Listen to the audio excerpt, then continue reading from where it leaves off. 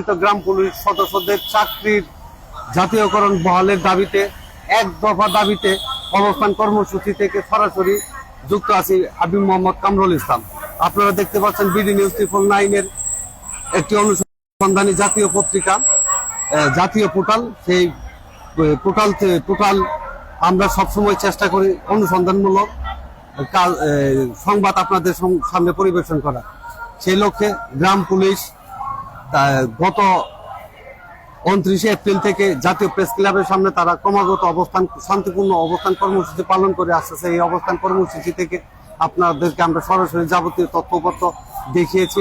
আজকে তাদের 11তম দিন। 11তম দিনে দেখতে পাচ্ছেন গ্রাম পুলিশ তারা অত্যন্ত সুশৃঙ্খল শান্তিপূর্ণভাবে এখানে অবস্থান করছেন এবং তারা এই আন্দোলন চালিয়ে যাচ্ছেন। এই আন্দোলনে গ্রাম পুলিশকে একটাই দাবি, সেটা হচ্ছে তাদের স্বাধীনতার পরবর্তীতে যে জাতীয়করণ গেজেট প্রকাশিত হয়েছে সেই গেজেটের আলোকে তাদের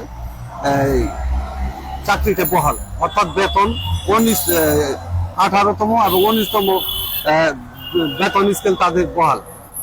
তারা এই বেতন স্কেলের দাবিতে হাইকোর্টে রিট করে, কিন্তু সেই হাইকোর্টে রিট করে আপিল বিভাগের সরকার আবার আপিল করে সেটাকে শুনানির অপেক্ষা আছে দীর্ঘ 6 বছর। আমরা 6 বছর যাবত। সুপ্রিয় দর্শক মন্ডলী, আমরা আপনার এখন যুক্ত আছি এই জাতীয় প্রেস ক্লাবের সামনে থেকে গ্রাম পুলিশের এই আন্দোলনে। আমরা সরাসরি আপনারা আমাদের সঙ্গে যুক্ত আছেন, এই লাইভটি শেয়ার করে দিয়ে গ্রাম পুলিশদের এই দুর্বিষহ জীবন, তাদের যে বেতন কাঠামো পরিবর্তনে সহযোগিতা করবেন এই বলে আমরা যারা আন্দোলন করছেন তাদের সঙ্গে আমরা একটু কথা বলছি। এই মুহূর্তে কথা বলছি। আপনি কোথেকে এসেছেন? কোথেকে? চাঁদপুর ডিস্ট্রিক্ট হামচর থানা। হ্যাঁ, চাঁদপুর ডিস্ট্রিক্ট হামচর থানা। আপনি মানে কি কেন এসেছেন এখানে? এখানে এসেছি, আমি গ্রাম পুলিশে নিয়োগ করেছি 2006 সালে। আমি প্রধানমন্ত্রী শেখ হাসিনার কাছে দাবি করেছি করার জন্য। আপনার দাবিটা কি? সরকারি স্কেল করা। সরকারি স্কেল করা। আপনার চাকরি বয়স কতদিন চলতেছে? আমার চাকরি বয়সে 14 চলতে আছে। 14 বছর চলতেছে। আর কতদিন আছে? আর যদি মালিক বাঁচে রায়ে তো আরো আমি 20 করবেন। আপনি এখন বেতন পাচ্ছেন কত? এখন বেতন পাচ্ছি 6,500। 6,500 টাকা। 6,500 টাকা বেতন পাচ্ছেন। এই দিয়ে চলতেছে না। কত বেতন হলে আপনার চলবে?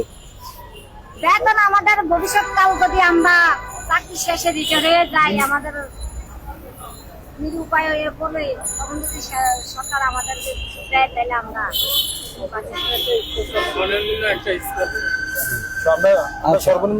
দর্শক মন্ডলী, আপনারা এতক্ষণ শুনলেন যে ওনাদের 6,200 টাকা বেতন।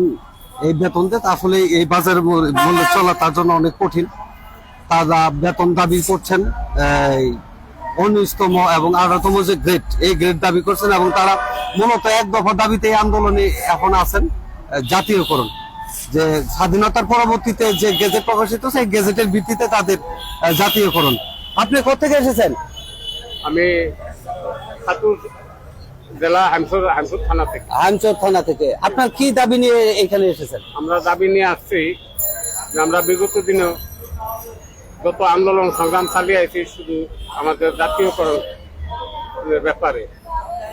জাতীয়করণ আমাদের সরকার বাহাদুর 9 সালে একটা প্রজ্ঞাপন জারি করছে, 2009 সালে। 11 সালে যে এটা গেজেট আকারে প্রধানমন্ত্রী সিগনেচারে এটা গেজেট আকারে আপনার অনুমোদন পাইছে। এটা বাস্তবায়ন এখনো হচ্ছে না। আমরা বাস্তবায়নের লক্ষ্যে আমরা এই শান্তিপূর্ণ মানববন্ধন করতে আছি। আমরা প্রধানমন্ত্রীর দৃষ্টি আকর্ষণ করছি। প্রধানমন্ত্রী আমাদেরকে যদি একটা আশ্বস্ত করে তাহলে আমরা ঘরে ফিরে যাব। জি, উনি শুনতে পেলেন যে একজন বয়োজ্যেষ্ঠ মানুষ, উনি আসলে এই আন্দোলনে এসেছেন। তার জাতীয়করণ যেটা স্বাধীনতার পরবর্তীতে গেজেট প্রকাশিত সেই গেজেট বাস্তবায়ন চাচ্ছেন আর কি। সেই গেজেট বাস্তবায়ন চাচ্ছেন। আমরা আরেকজনের সঙ্গে কথা বলি। আপনি কোথেকে এসেছেন? আমি বাগেরহাট সদর থানা থেকে আসছি। বাগেরহাট সদর থানা। আচ্ছা, কি দাবি নিয়ে আসছেন? আমাদের চাকরি জাতীয়করণের জন্য। জাতীয়করণের জন্য আসছেন। তো কতদিন আন্দোলন করতে পারবেন যদি সরকার এই মুহূর্তে পাস না করে? সরকার পাশ করবে না কেন? আমরা একজন পয়লা মে যে প্রধানমন্ত্রী ঘোষণা ছিল যে শ্রমিক নীতি আইন নির্ধারণ করছে যে একজন লোকের বেতন সর্বনিম্ন আপনার 15,000 টাকা হওয়ার কথা। তা সে আমাদের সেই হিসেবে আমরা একজন কর্মচারীও যদি হই, একজন নিম্নমানের কর্মচারীও যদি, তাহলে আমাদের 15,000 টাকা হওয়া উচিত। আচ্ছা, ওনার দাবি যে প্রাইম মিনিস্টারের প্রতি তাদের বিশ্বাস, প্রাইম মিনিস্টার তাদের এই দাবি মানবেন, সেই লক্ষ্যে তারা আন্দোলন করছে। আপনি কোথা থেকে আসছেন? আমি ফেনী জেলা সোনাগাজী থানা। ফেনী জেলা সোনাগাজী থানা থেকে আসছেন। আপনি তো অনেক ইয়াং, আপনি কি মানে কি দাবিতে আসছেন এখানে? আমাদের জাতীয়করণের জন্য আমাদের দাবি নিয়ে এসেছি আমরা। জাতীয়করণের জন্য আসছেন। এখন যে বেতন পাচ্ছেন, এই বেতন যেটা পাচ্ছি এটা তো আমাদের চলার মতন কোনো ইয়ে নেই। যে বেতন পাচ্ছি আমাদের 6,500 টাকা আমাদের বেতন। এই বেতনে আমাদের কিচ্ছু হচ্ছে না। মা বাবা ভাই বোন ছেলে মেয়েদেরকে স্কুলে পড়ালেখা করাতে পারতেছি না। এই বেতন দিয়ে কি হয় আমাদের? আমরা মানবতার মা জননেত্রী শেখ হাসিনার কাছে আমাদের একটাই দাবি যে আমাদের জাতীয়করণ দাবিটা উনি যেন বাস্তবায়ন করে, এটা হলো আমাদের দাবি। আচ্ছা, এখন আন্দোলনে অলরেডি আপনার 11 দিন হয়ে গেছে। আপনারা নতুন কোন কর্মসূচি দিবেন কিনা? অবস্থান কর্মসূচি ছাড়া নতুন কোন কর্মসূচি দিবেন কিনা?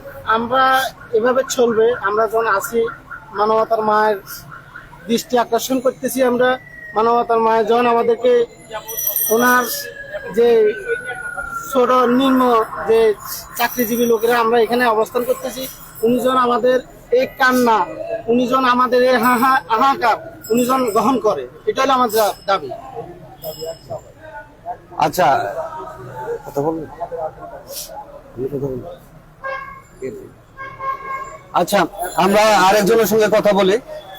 আপনি কি এখানে অনেকদিন থেকে আপনারা অবস্থান করতেছেন? আপনাদের অনেকদিন থেকে অবস্থান করছেন, আপনার দাবিটা কি? আমাদের দাবি 11 সালে যে বাজেটটা পাস হয়েছিল, আমাদের সেই সর্বনিম্ন স্কেল, সেই স্কেলের এখনো আমরা সেটা চলমান হয়নি এবং রানিং হয়নি না পাওয়ার কারণে আমরা এই ধর্মঘট যতদিন প্রধানমন্ত্রী মেনে না নেবে, চালু না করবে, ততদিন পর্যন্ত আমরা এখানেই 10-11 দিন আসি এবং থাকবো। মানে আপনি দাবি না হওয়া পর্যন্ত এখানে থাকতে দাবি চাচ্ছেন? পূরণ না হওয়া পর্যন্ত এখানেই থাকবো। এইখানে থাকতেছে। আপনি যে এলাকা থেকে আসছেন ওই এলাকায় এখন আইন শৃঙ্খলা বাহিনী কাজই করতেন, এখন ওই জায়গায় ওই অভাবটা কে পূরণ করতেছে? আমাদের কুষ্টিয়া জেলা মিরপুর থানা থেকে আসছে। আমরা প্রত্যেক ইউনিয়ন থেকে 1 জন করে আসছি এবং 9 জন করে রেখে আসছি। তাদেরকে পালাক্রমে ডিউটি করে দিতে বলছি এবং পরবর্তীতে আমি আবার ডিউটিটা কভার করে নিব। সেইভাবে তাদেরকে বলি এবং আমাদের দাবির জন্য আমরা এখানে আসছি। দর্শক মন্ডলী, আপনারা শুনতে পেলেন যে ওনারা এখানে আন্দোলনে আসছেন, কিন্তু গ্রাম পর্যায়ে যে ওনারা আইন শৃঙ্খলা রক্ষার যে কাজটা করেন, পালাক্রমে কিছু লোক ওখানে আছেন, তারা পালাক্রমে সেই ডিউটি গুলি করতেছে, অর্থাৎ আইন শৃঙ্খলা যাতে ব্যাঘাত না ঘটে সেটা ঠিক রেখেই ওনারা নিয়মতান্ত্রিক আন্দোলন করতেছে। তো আমরা আরেকজনের সাথে কথা বলি। আপনি কোথেকে আসছেন? আমি আছি মোলগঞ্জ থানা বাগেরহাট জেলা থেকে। বাগেরহাট জেলা থেকে। মানে আপনি এখানে যে যে দাবিটা, জাতীয়করণ দাবিটা, এই দাবির মানে পক্ষে আপনার যুক্তিটা কি? আমার শুধু একই দাবি যে আমাদের এক দাবি জাতীয়করণ করলে স্কুলে দেবে, আমাদের দাবি হলে একটা আমরা মান্য ঘরে দিতে হবে, আর নাহলে আমরা লাগাতার এগুলো অন্য সহায় আমরা বসে যাবো। আচ্ছা, মানে লাগাতার আপনারা কর্মসূচি দেবেন? কর্মসূচি দীর্ঘ 11 দিন পর্যন্ত কর্মসূচি চলতেছে। আর সামনে যতদিনে যে মান্য না নেবে প্রধানমন্ত্রী আমার জাতির মা, যিনি যদি মান্য না যতদিন না দেবে ততদিন আমরা এই মাঠে আসি। আপনারা নতুন কোন কর্মসূচি দিবেন না, শুধু এই অবস্থান কর্মসূচিতেই থাকবেন? আপাতত এইভাবে চলতে আছে, এইভাবে চলবে, এইভাবেই চলবে। আচ্ছা, আপনারা শুনতে পেলেন, পিছনে কেউ কথা বলবেন? এখানে কথা বলবেন আপনি?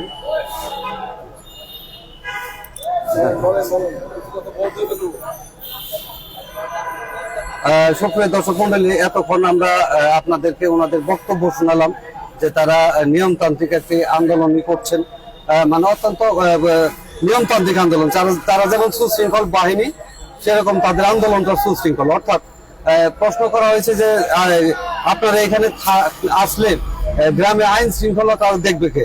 ওনারা আইন শৃঙ্খলা দেখার জন্য তাদের কিছু সহকর্মীদেরকে রেখে এসেছেন, তারা সেই আইন শৃঙ্খলার বিষয়টা দেখছেন এবং কিছু লোক এখানে চলে এসেছেন তাদের দাবি আদায়ের জন্য। অত্যন্ত সুশৃঙ্খল একটা ভাবে তারা এখানে বসে আছেন, আপনারা দেখতে পাচ্ছেন। আমি আপনাদেরকে দেখানোর চেষ্টা করতেছি।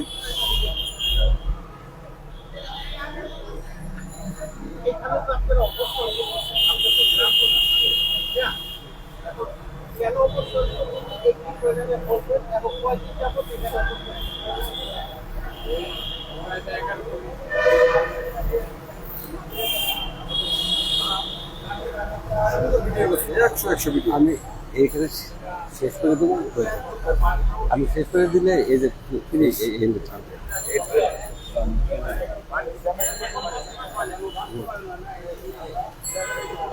ওনাদেরকে দেখেন। দর্শক মন্ডলী, আমরা আমাদের সঙ্গে আছেন আপনারা জাতীয় প্রেস ক্লাবের থেকে সরাসরি আপনাদেরকে দেখাচ্ছি গ্রাম পুলিশদের এই অবস্থান কর্মসূচি। ইতিমধ্যে আমরা গ্রাম পুলিশদের সঙ্গে কথা বলেছি এবং তাদেরকে দেখিয়েছি, তাদের বক্তব্য আপনাদেরকে শোনানোর চেষ্টা করেছি এবং তাদের দাবির বিষয়ে যুক্তি, দাবি বিষয়ে তাদের কর্মসূচি, এই বিষয়ে আপনাদের সরাসরি এতক্ষণ আমরা দেখালাম।